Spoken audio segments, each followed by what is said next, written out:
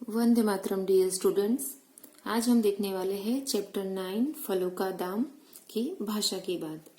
भाषा की बात के अंदर सबसे पहले दिया है विलोम शब्द लिखो। उसके अंदर विलोम शब्द है निकट, तो उसका विलोम शब्द बनेगा दूर। हानि, उसका ऑपोजिट वर्ड बनेगा लाभ। ईर्ष्या, उसका विलोम शब्द बनेगा प्रेम। उचित, उसका विलोम शब्द बनेगा अनुचित। अपमानित, उसका विलोम शब्द बनेगा सम्मानित। और काला, उसका विलोम शब्द बनेगा सफेद। अब देखेंगे प्रश्न 2। अंग्रेजी शब्द को उसके हिंदी अर्थ से मिलान करो। Match the English word with their Hindi meaning. Price, तो प्राइस का हिंदी मीनिंग बनेगा दाम। कॉन्टियर, उसका हिंदी मीनिंग बनेगा दरबारी। कॉन्स्पिरेंसी, उसका हिंदी अर्थ बनेगा षड्यंत्र। कंप्लेन, उसका हिंदी अर्थ बनेगा शिकायत। अनबोर्ड, उसका हिंदी अर्थ बनेगा अडिग। फ्री, उसका हिंदी अर्थ बनेगा मुक्त। ओके, अब हम देखेंगे प्रश्न 3। पाठ में से कुछ संज्ञा शब्द चुनकर लिखो। Choose the noun word from the lesson and write them. यानी पाठ के अंदर से हमें जो संज्ञा वर्ड दिए गए हैं, नाउन वर्ड दिए गए हैं, उसको हमें ढूंढना है और यहाँ पे लिखना है। जैसे कि यहाँ पे लिखा है तेनालीराम, तो ऐसे नाउन नाम वाले वर्ड, संज्ञा वाले वर्ड हमें ढूंढने हैं। तो इसके अंदर आएगा राजा, योजना, क्षमा, चतुराई, फलवाला, शिकायत, फल, संदूक और विनम्रता। अब हम देखेंगे प्रश्न 4 को। शब्द के जिस रूप से वस्तु या व्यक्ति के एक या अनेक होने का बोध होता है उन्हें वचन कहते हैं। वचन के 2 रूप होते हैं, एक वचन और बहुवचन। यहाँ पे वचन के बारे में बताया गया है कि वस्तु का जो रूप हो वो रूप से हमें पता चले कि वो एक है या अनेक है, ऐसा बोध जिससे होता है उसे कहा जाता है वचन। वस्तु का ऐसा रूप जिससे हमें पता चले कि वो वस्तु एक स्वरूप में है या 2 स्वरूप में, 2 से ज्यादा स्वरूप में, उसे कहा जाता है वचन। और वचन के 2 प्रकार हैं, एक है एक वचन और दूसरा है बहुवचन।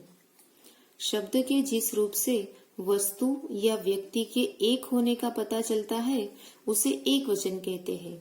यहाँ एक वचन का डेफिनेशन दिया है कि एक वचन किसे कहते हैं। तो वस्तु का ऐसा रूप जिस रूप को देखकर हमें पता चले कि वो वस्तु एक है या एक से एक, जिससे हमें पता चले कि वस्तु वो एक ही वस्तु है, तो उसे कहा जाता है एक वचन। जैसे कि कलम, नदी, वस्तु, जूता, कापी, ये सब क्या है? एक वचन। क्योंकि इसको पढ़ते ही हमें पता चलता है कि यहाँ एक कलम की ही बात हो रही है, यहाँ एक नदी की ही बात हो रही है, यहाँ एक वस्तु की ही बात हो रही है, यहाँ एक जूते की ही बात हो रही है और एक कापी की ही बात हो रही है। यानी इसको पढ़कर, इसका रूप पढ़कर ही हमें पता चलता है कि ये एक ही है। ओके, तो ये सारे वर्ड कौन से बनते हैं? एक वचन वाले। अब देखेंगे दूसरा। शब्द के जिस रूप से वस्तु या व्यक्ति के 2 या 2 से अधिक होने का पता चलता है उसे बहुवचन कहते हैं। यानी शब्द का ऐसा रूप जिससे हमें पता चले कि व्यक्ति या फिर वस्तु 2 है या फिर 2 से अधिक है, ओके, उसे कहा जाता है बहुवचन। यानी यहाँ पे बहुवचन का डेफिनेशन दिया है, जैसे कि कलमें, नदियां, वस्तुएं, जूते, कापियां आदि। यानी कलमे शब्द पढ़ते ही हमें पता चल जाता है यहाँ एक कलम के बारे में नहीं, पर एक से ज्यादा, 2 या फिर 2 से ज्यादा कलम के बारे में बात की गई है। इसीलिए ये शब्द क्या बन जाएगा? बहुवचन। उसके बाद है नदियां। नदियां शब्द पढ़ते ही हमें पता चल जाता है यहाँ पे एक से ज्यादा नदियों के बारे में, यानी 2 या 2 से ज्यादा नदियों के बारे में बात की गई है। वैसे ही वस्तुएं, जूते और कापियां, ये वर्ड पढ़ते ही, ये शब्द का स्वरूप पढ़ते ही, ये शब्दों का रूप पढ़ते ही हमें पता चल जाता है कि ये 2 या 2 से अधिक है। ओके, तो उसे कहा जाता है बहुवचन। अब देखेंगे वचन बदलो, चेंज द नंबर। सबसे पहला शब्द दिया है दाल, तो दाल है एक वचन, तो हमें बनाना है उसका बहुवचन। तो दाल का बनेगा दाले। शिकायत, तो उसका बनेगा शिकायतें। ठेला एक वचन शब्द है, तो उसका बहुवचन बनेगा ठेले। मुद्रा, उसका बहुवचन बनेगा मुद्राएं।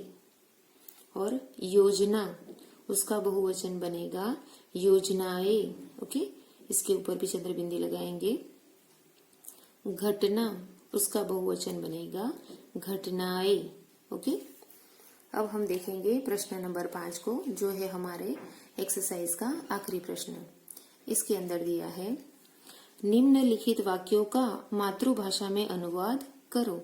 Translate the following sentences in mother tongue. यहाँ पे कुछ सेंटेंसेस दिए गए हैं, तो हमें क्या करना है, ये सेंटेंसेस का हमारी मदर टंग में ट्रांसलेशन करना है। यानी यहाँ पे जो वाक्य दिए गए हैं वो वाक्यों का हमें हमारी मातृभाषा में अनुवाद करना है। अगर हमारी मातृभाषा गुजराती है तो हम ये वाक्य का गुजराती वर्ड बनाएंगे, जैसे कि मेरे फलों के दाम तो देते जाइए। ओके, मेरी मदर टंग गुजराती है तो मैं उसका गुजराती में कैसे ट्रांसलेशन करूंगी कि मारा फलों की कीमत तो आपता जाओ। बराबर, वैसे ही आपकी जो भी मदर टंग हो, वो मदर टंग के अंदर आपको ये जो वाक्य दिए गए हैं, ये चारों वाक्यों का आपको अनुवाद करना है और आपकी मातृभाषा में यहाँ पे लिखना है। ओके, और ये एक्सरसाइज आपको खुद से करनी है। हाँ, तो यहाँ पे हमारा पूरे चैप्टर का अभ्यास खत्म होता है। नेक्स्ट वीडियो में हम लोग नया चैप्टर देखेंगे। Okay, bye students.